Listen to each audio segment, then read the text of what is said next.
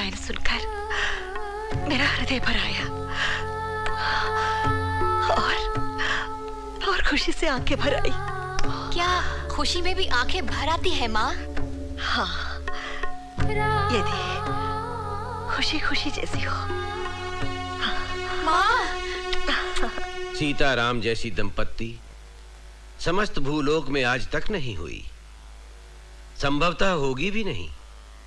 इसलिए सीता के वियोग का दुख राघवेंद्र को जीवन भर रहेगा। क्या ऐसा कोई उपाय नहीं जिससे राम के दुख का भी निवारण हो जाए और प्रजा भी सुखी हो जाए?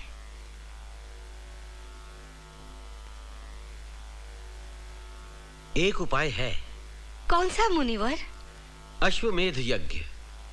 इससे राघवेंद्र का दुख तो दूर होगा ही, उन्हें यश भी प्राप्त होगा और प्रजा के सिर पर मंडराते संकट के बादल भी छट जाएंगे। किंतु गुरुवर, क्या भैया इसके लिए तैयार होंगे? अवश्य होंगे। श्री राम की प्रजा बहुत दुखी है। मेरी प्रजा दुखी हो गई? हाँ राघव, और ऐसे अवसर पर प्रजा की सुख शांति के लिए हमारे पूर्वजों ने अश्वमेध यज्ञ की परंपरा डाली है। नहीं माँ, मेरी तुलना उनसे मत करो। वे पुण्य आत्मा थे, महान थे। मैं पुण्य आत्मा नहीं, मैं पापी हूँ।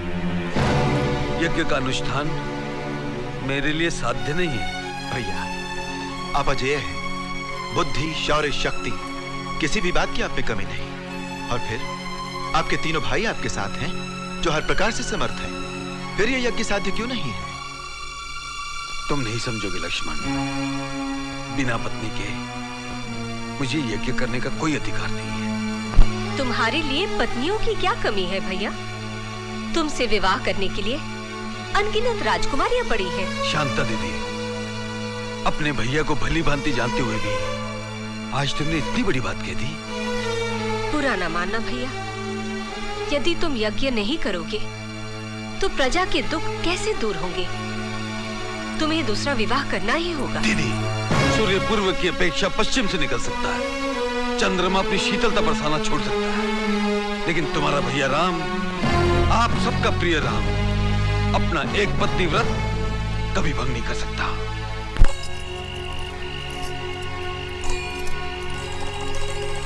मैं नहीं पूछूंगा, तुम पूछो। नहीं, तू पूछ। तुम पूछो ना। नहीं, तू पूछ। तुम पूछो। नहीं, तू पूछ। तुम पूछो। नहीं, तू पूछ। तुम पूछो। नहीं, तू पूछ। कितनी रात हो गई, सोए क्यों नहीं? नींद नहीं आ रही है क्या?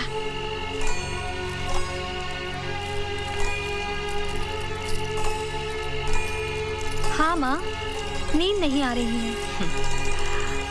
क्यों नहीं आ रही है? माँ, प्रतिदिन गुरुदेव से रामायण सुनकर और प्रभु श्री राम के प्रति तुम्हारी अथाह भक्ति देखकर हमारी जिज्ञासा बहुत बढ़ गई है माँ। मन करता है पंख लगाकर उड़े और पल भर में अयोध्या पहुँच जाए। और माँ, पुरुषोत्तम श्री राम के दर्शन करके जुग जुग से प्यासे इन नैनों की प्यास बुझा ले। हाँ माँ, और उन्हें रामायण गाकर सुनाए, उनसे आशीर्वाद ले और अपना जीवन धन्य कर ले। मेरे बेटो, तुम दोनों के जीवन में ऐसा अवसर आए, ये मेरे हृदय की सबसे बड़ी कामना है। तो फिर तुम हमें अयोध्या जाने की आज्ञा क्यों नहीं देती माँ? ये आज्ञा तुम्हें गुरुदेव से ही लेनी पड़ेगी। ऐसी बात है तो हम कल सुबह ही गुरुदेव से आज्ञा मांग लेते हैं। अवश्य मांगो। मेरा मन कहता है वे तुम्हें निराश नहीं करेंगी, किंतु उचित समय आने पर वे स्वयं ही आज्ञा देंगे। रामायण धर्म और अधर्म के अंतर को प्रतिपादक करती है, अर्थात निर्धारित करती है, और संपूर्ण मानव जाति को जीवन का वास्तविक अर्थ समझाने के साथ ही मानव को दानवी प्रवृत्तियों की ओर बढ़ने से रोकती है, अर्थात मनुष्य को मनुष्यता का आचरण करने की शिक्षा देती है। हाँ, जानते हो क्यों? क्यों गुरुदेव? क्योंकि रामायण के समस्त पात्र आदरणीय हैं। वे मानवता के वट वृक्ष की स्वर्णिम शाखाओं के समान हैं। इसलिए रामायण मानवता के लिए शिक्षाप्रद और कल्याणकारी है। जब तक संसार में धरती, आकाश, चांद और सूरज रहेंगे, तब तक रामायण भी तेजों में बनी रहेगी। तुम दोनों अयोध्या जा रहे हो। हमें विश्वास है कि तुम अपने मधुर स्वरों में रामायण को गा गा कर जन जन तक पहुंचाओगे। हम आपके आदेश का पालन करेंगे गुरुदेव। हम जानते हैं ये दिव्यास्त्र है।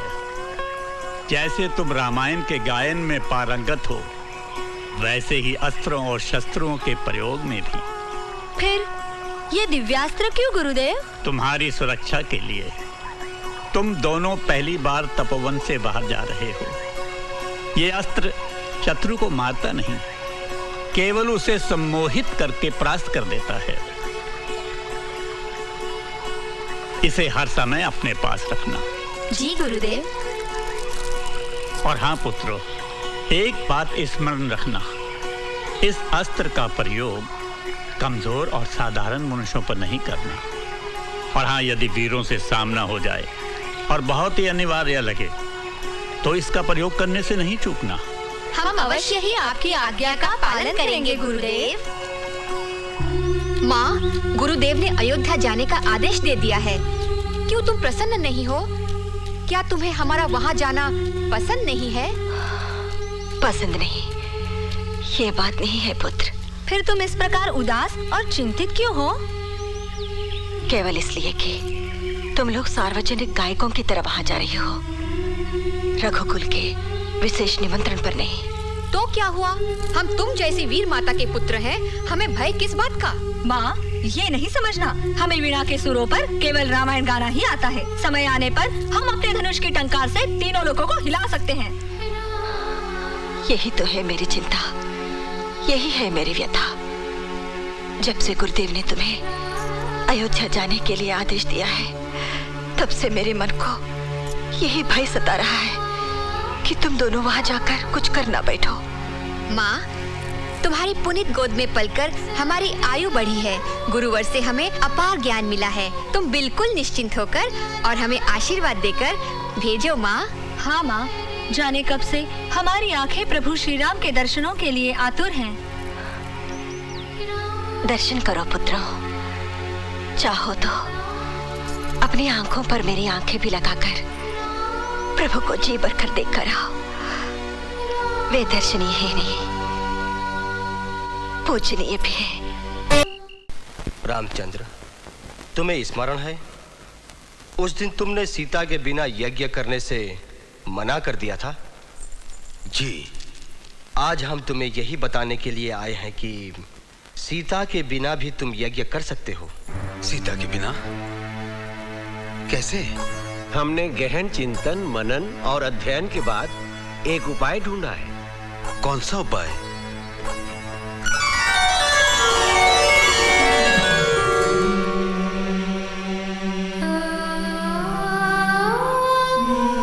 सीता की प्रतिमा,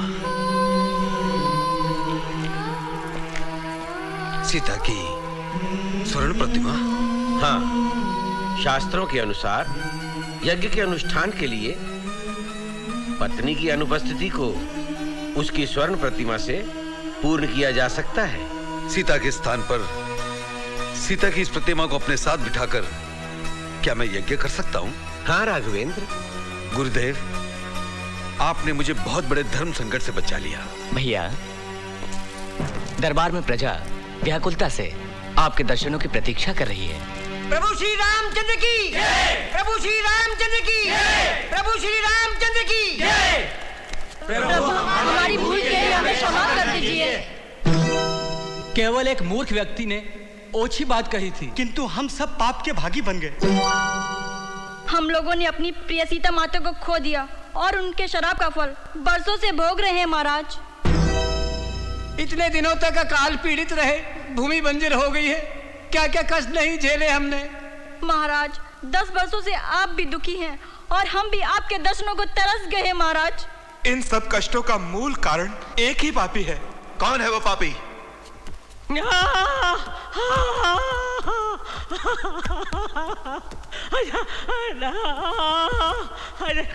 महाराज, ये मेरा पति पचकौड़ी है, इसी ने ही परम पुनीता सीता मैया पर लालचन लगाया था। इसीलिए ईश्वर ने इसकी बाचा छीन ली। प्रभु, बरसों से ये अपने पाप का दंड भोग रहा है। प्रभु बस करो पचकोड़ी, पछतावे के आंसुओं ने तुम्हारे सारे पाप धो दिए। सच है राघव, इनके जैसे होनहार सपूतों को छोड़कर कोई भी माँ नहीं रह सकती। पुत्रों, तुम्हारे गायन से हमें बहुत आनंद मिला। ये लो तुम्हारा पुरस्कार। नहीं राजमाता, हम तो मुनि कुमार हैं। स्वर्ण और रत्न लेकर क्या करेंगे? हमने हमारी रामायण के कथानायक श्री रामचंद्र के दिव्य मंगल स्वरूप को अपने नेत्रों से देख लिया। यही हमारा पुरस्कार है। और हमें संकोच मत करो, जो चाहिए मांग लो। रामायण की कल्पलता, वनिता शिरोरत्न, जगत जननी हमारी माता जानकी देवी के दर्शन करवा दीजिए महाराज। आपके दर्शनों के साथ अगर उनके भी दर्शन हो जाएं, तो हमारा जीवन सफल हो जाए।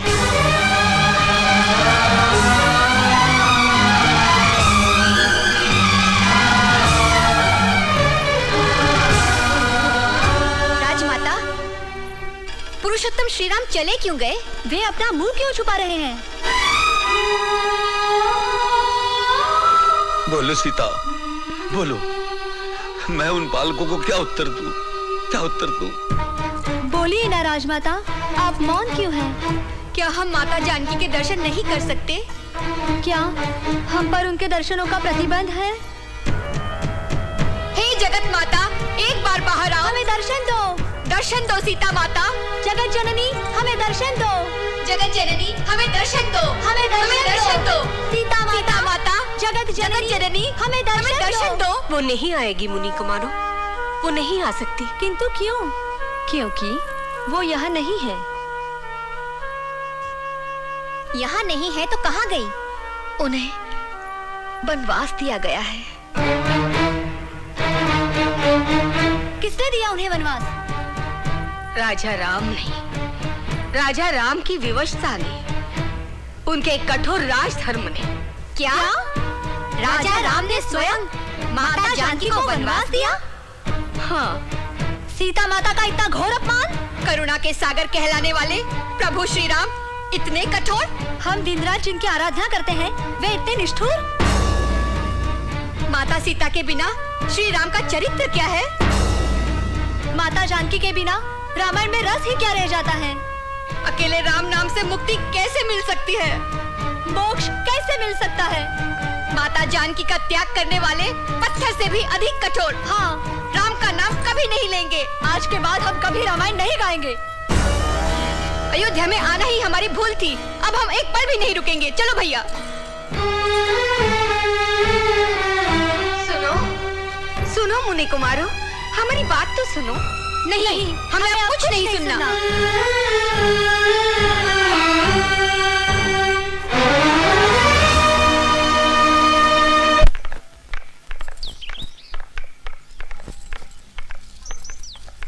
आ गए पुत्रों।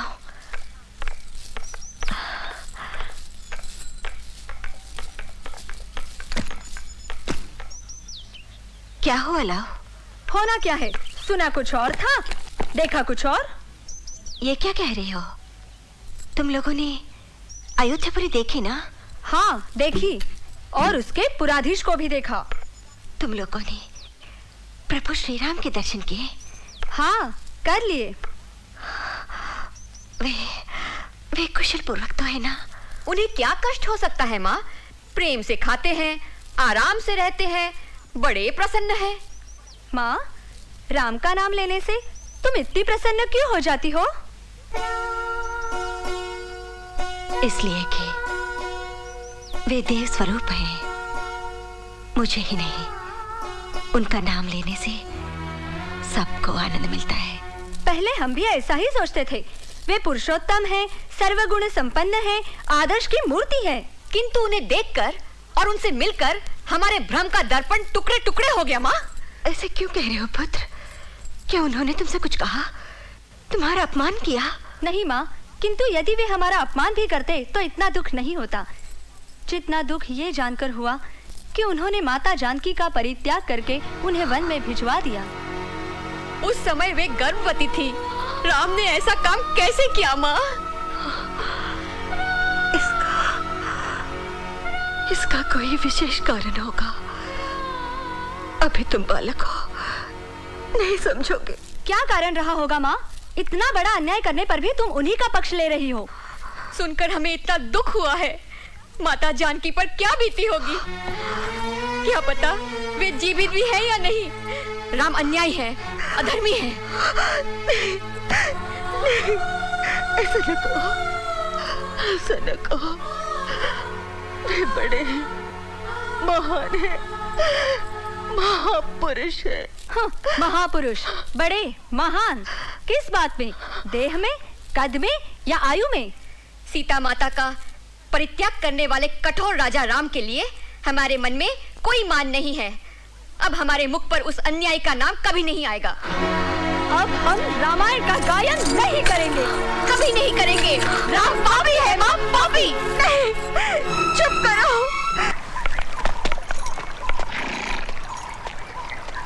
प्रणाम मुनिवर। कौन हो तुम? मैं अयोध्यापति श्री राम का दूत हूँ। वे अश्वमेध यज्ञ की तैयारी कर रहे हैं। वे चाहते हैं कि आप अपनी शिष्यमंडली सहित पधारकर उन्हें कृतार्थ करें। श्री राम अश्वमेध यज्ञ कर रहे हैं। उनकी लोक पावनी भावना का हम आदर करते हैं। ईश्वर करे उनका ये यज्ञ सफल हो। हम आने का प्रयत्न करेंगे।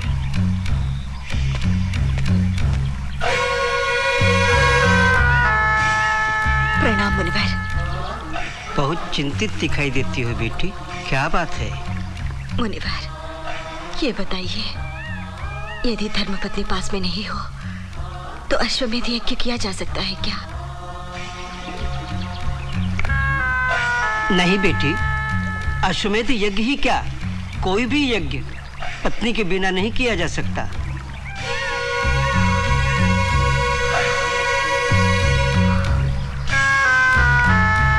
असंभव। किसी भी ब्रह्मचारी को अथवा पत्नी विहीन गृहस्थ को यज्ञ करने का अधिकार नहीं है।